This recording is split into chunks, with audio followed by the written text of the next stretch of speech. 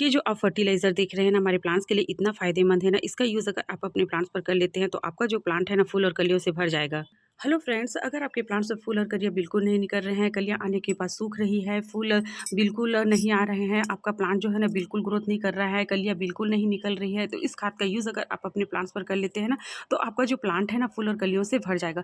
तो फ्रेंड्स, मैंने इसका यूज़ ना कुछ दिन पहले अपने प्लांट्स पर किया हुआ है, अपने गुलाब के प्लांट पर, और देख सकते हैं कितनी सारी इसमें जो है ना कलियाँ निकलना स्टार्ट हो गई है। तो आप भी अपने प्लांट्स पर इस तरह से ना इस खाद का यूज़ करके फूल और कलियाँ जो है ना पा सकते हैं। तो फ्रेंड्स, मैं तो हमेशा इस खाद का यूज़ अपने प्लांट्स पर करते रहती हूँ और मेरे प्लांट्स में ना हमेशा फूल आते रहते हैं। तो ये बिल्कुल ऑर्गेनिक है फ्रेंड्स, हमारे घर पर ही मिलने वाली चीज़ें से इस खाद को बनाकर अपने प्लांट्स पर डाल सकते हैं। तो फ्रेंड्स, हमारे प्लांट्स में ना फूल और कलियाँ निकालने के लिए हमारे प्लांट्स को ना एसिडिक मिट्टी बहुत ही ज़्यादा पसंद है। अगर आपकी प्लांट्स की मिट्टी एसिडिक नहीं है ना, तो आपका जो प्लांट है ना बिल्कुल ग्रोथ नहीं करेगा, बिल्कुल फूल और कलियाँ नहीं निकालेगा। तो हमारे प्लांट्स की मिट्टी को एसिडिक बनाने के लिए इस खाद का यूज़ हम अपने प्लांट्स पर कर सकते हैं। अगर आपके प्लांट्स पर पोटेशियम की कमी हो गई हो ना, तो आपका प्लांट जो है ना बिल्कुल ग्रोथ नहीं करेगा, बिल्कुल फूल और कलियाँ नहीं निकालेगा। तो हमारे घर में ये मिलने वाली चीज़ें हैं जिसका यूज़ करके हम अपने प्लांट्स में ना पोटेशियम की कमी को भी पूरा कर सकते हैं, और बिल्कुल ऑर्गेनिक है। इसकी मात्रा अगर आपके प्लांट्स पर ज़्यादा भी हो रही है ना, तो आपका जो प्लांट है ना बिल्कुल ख़राब नहीं होगा, आपका प्लांट जो है ना बहुत अच्छे से ग्रोथ करेगा। तो फ्रेंड्स, जो केमिकल दवाइयाँ होती हैं, अगर हम अपने प्लांट्स पर उसका यूज़ कर लेते हैं ना, तो हमारा प्लांट जो है ना शुरू में तो बहुत अच्छे से ग्रोथ करता है, फूल और कलियाँ निकालता है, पूरे फूलों से भर जाता है, लेकिन उसका असर कुछ ही दिनों का होता है फ्रेंड्स। उसके बाद हमारा जो प्लांट है ना बिल्कुल ग्रोथ नहीं कर पाता है, बिल्कुल फूल और कलियाँ नहीं निकाल पाता है। तो देखिए, मैं तो हमेशा ऑर्गेनिक चीज़ें ही यूज़ करते रहती हूँ, और आप सभी को ना वीडियो में बताते रहती हूँ कि हमें किस तरह से ऑर्गेनिक जो चीज़ें होती हैं ना उसका यूज़ अपने प्लांट्स पर करना है। तो फ्रेंड्स, ये इसे बनाना बहुत ही आसान है, और इसे आप बनाकर अपने प्लांट्स पर डाल सकते हैं। तो इस खाद को बनाने के लिए आपको ले लेना है गोबर का कंडा, और जो गोबर का कंडा होता है पूरी तरह से पोषक तत्व से भरपूर होता है फ्रेंड्स। इसमें ना nitrogen, potassium, phosphorus, iron, zinc, sulphur सभी प्रकार के पोषक तत्व होते हैं, जो हमारे फूल वाले प्लांट्स के लिए बहुत ही फायदेमंद होता है फ्रेंड्स। और इसका यूज़ ना हम अपने सभी प्लांट्स पर कर सकते हैं। इस फर्टिलाइज़र का यूज़ आप अपने सभी प्लांट पर कर सकते हैं, चाहे आपके फूलों वाले प्लांट हो, फलों वाले प्लांट हो, कोई भी सा प्लांट हो, इंडोर आउटडोर सभी पर इस खाद का यूज़ कर सकते हैं। तो आपको ले लेने हैं इस तरह से गोबर के कंडे। तो आपको गोबर का जो कंडा लेना है ना, वो आपको ना पुराना गोबर का कंडा लेना है, 6 महीने पुराना या फिर 1 साल पुराना गोबर का कंडा लेना है। जो ताज़ा गोबर का कंडा होता है ना फ्रेंड्स, उसको आपको बिल्कुल नहीं लेना है, क्योंकि जो ताज़ा गोबर का कंडा होता है ना, वो बहुत ही गर्म चीज़ होता है।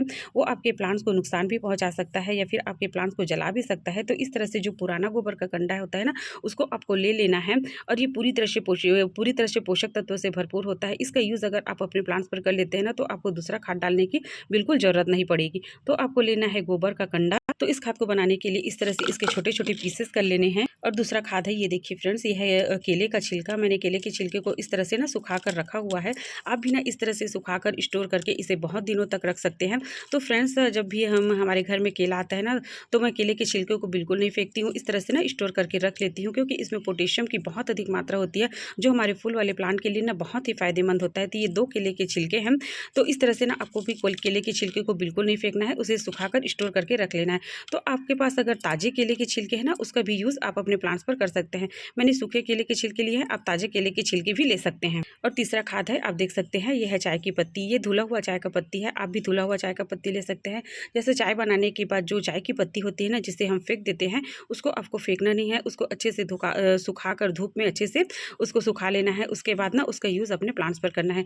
आप फ्रेश चाय की पत्ती भी ले सकते हैं। अगर आप फ्रेश चाय की पत्ती लेते हैं ना, तो आपको 1 चम्मच लेना है। अगर आप ना इस तरह से जो यूज़ किया हुआ चाय का पत्ती लेते हैं ना, तो उसको आपको 2 चम्मच लेना है। तो ये 2 चम्मच चाय का पत्ती है फ्रेंड्स। और चाय की पत्ती जो होती है ना, हमारे प्लांट्स के लिए इतना फ़ायदेमंद होता है ना, ये हमारे प्लांट्स में नाइट्रोजन की कमी को पूर्ति करता है। अगर आपकी प्लांट्स की मिट्टी एल्कलाइन हो गई हो ना, उसको एसिडिक बनाने में बहुत अधिक सहायता करता है, क्योंकि आपको पता ही होगा एसिडिक मिट्टी जो होती है ना, हमारे सभी फ्लो वाले प्लांट के लिए इतना फ़ायदेमंद होता है ना फ्रेंड्स। अगर आपकी प्लांट्स की मिट्टी एल्कलाइन हो गई है, तो आपका जो प्लांट है ना बिल्कुल फूल और कलियाँ नहीं निकालेगा, बिल्कुल ग्रोथ नहीं करेगा। तो आपको अपने प्लांट की मिट्टी को ना एसिडिक बनाना बहुत ज़्यादा ज़रूरी है। तो आपको ना इसका यूज़ ना महीने में कम से कम 1 बार तो ज़रूर अपने प्लांट्स पर करना है। अब इसमें ना हमको क्या करना है, पानी मिला लेना है और इसे 1 दिन के लिए ना फॉर्मेट होने के लिए छोड़ देना है। जब ये अच्छे से फॉर्मेट हो जाएगा ना फ्रेंड्स, उसके बाद ना इसका यूज़ आपको अपने प्लांट्स पर करना है। तो ये जो खाद है ना हमारे प्लांट्स के लिए इतना फ़ायदेमंद है ना, पूरी तरह से पोषक तत्वों से भरपूर ये जो खाद बनकर तैयार होता है फ्रेंड्स, हमारे प्लांट्स में सभी प्रकार की पोषक तत्वों की कमी को ये पूरा करता है।